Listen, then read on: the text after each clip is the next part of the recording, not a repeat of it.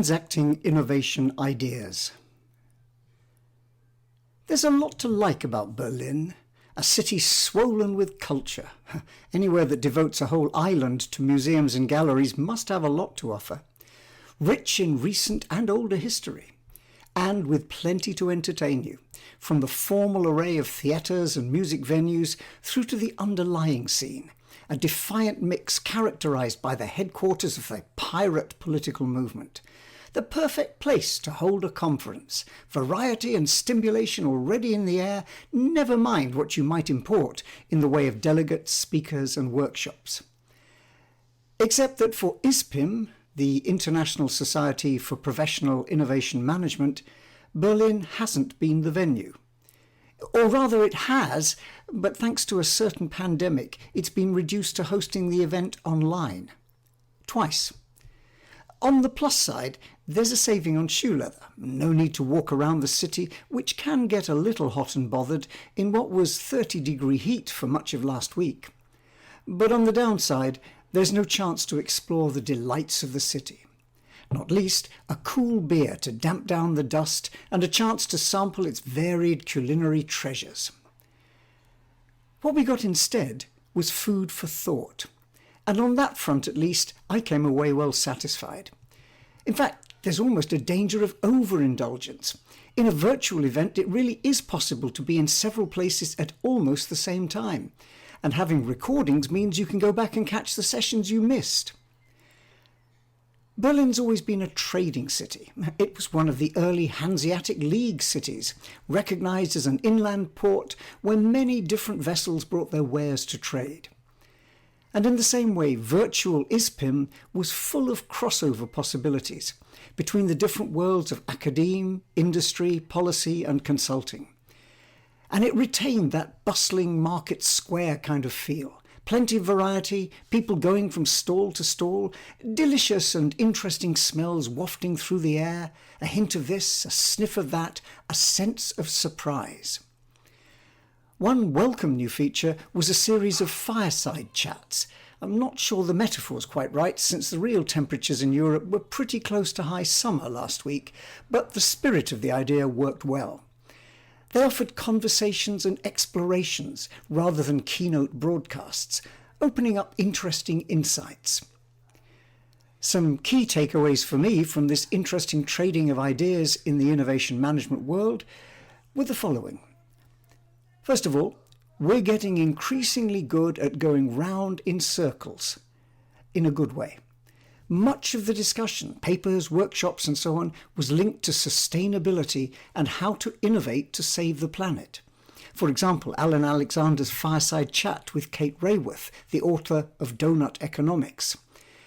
Encouragingly, this wasn't simply rehashing some important moral principles, it was very much concerned with practicalities. Circular economy, donut economics, all sorts of different topographies which point to how we might actually do something about the huge challenge. Or thinking about and beyond the crisis. Last year's event was, not surprisingly, full of discussion about the pandemic and how it had changed the innovation game. Jumping the tracks to find new ways of responding quickly to challenges like designing and building ventilators or developing vaccines in a fraction of the time normally associated with medicines. This year there were again plenty of papers and workshops, but this time looking beyond, trying to tease out lessons and new practices, with the pandemic as a lens through which we can look at new models for managing innovation and discuss the challenges of resilience and fragility.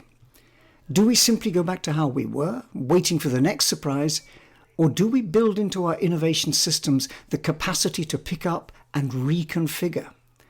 Now that reminds me of the original definition of dynamic capability, which was, as the authors suggested, the ability to integrate, build and reconfigure internal and external competencies to address rapidly changing environments.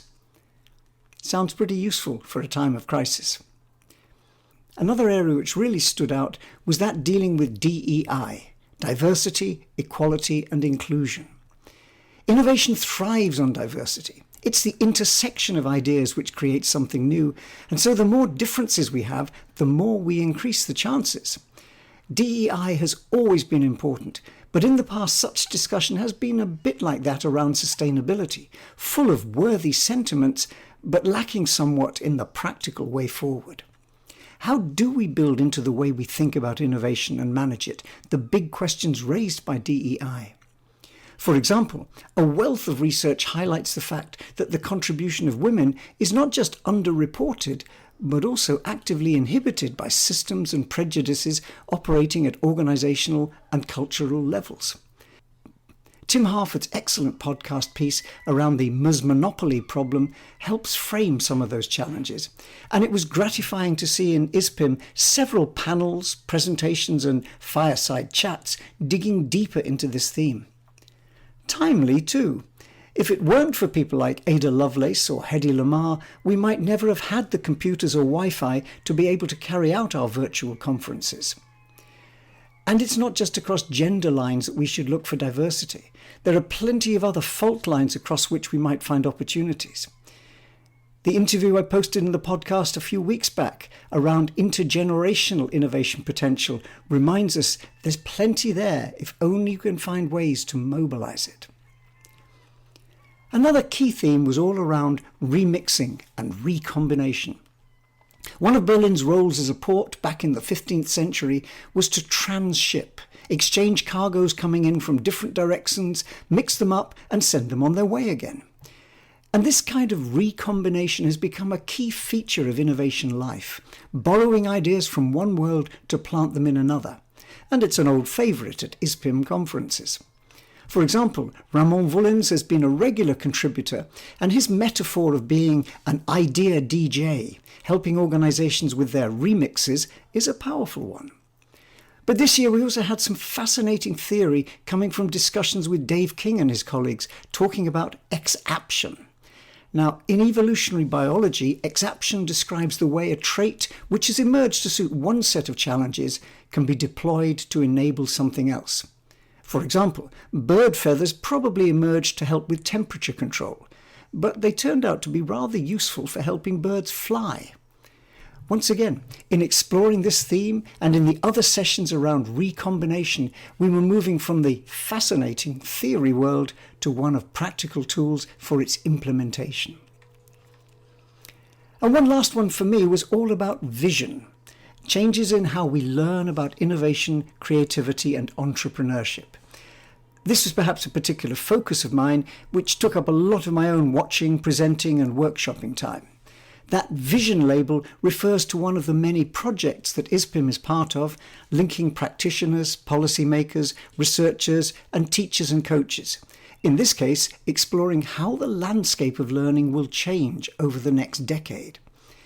As this large-scale forecasting study draws towards its conclusions, the conference gave some opportunities to present results around the big shifts in the who, what, why and how of innovation, creativity and entrepreneurship skills. The sudden shift that we've seen towards more online learning in the past year is only the beginning of some fundamental changes in the way in which these skills are likely to become very widely in demand as life skills in the future. And that's going to challenge the ways in which different people will acquire them. As past ISPIM conferences, and now the emergence of an international standard, suggest we know a lot about the what question. What skills and knowledge are involved in innovation, creativity and entrepreneurship? But now we need to turn our attention to how we can help build those skills around the craft of innovation across a wide and diverse population. So, all in all, a useful way to spend last week, even if the beer was consumed in solitary fashion rather than in good company, and with recorded rather than live music in the background. The event concluded on an optimistic note, looking forward to next year's meeting in Copenhagen with the hope that we'll be exploring digital and sustainable futures in the flesh rather than online. I'll certainly drink to that. If you want to find more about ISPIM, or indeed to access some of the proceedings, which will be available on YouTube, then follow the link which is on my podcast website.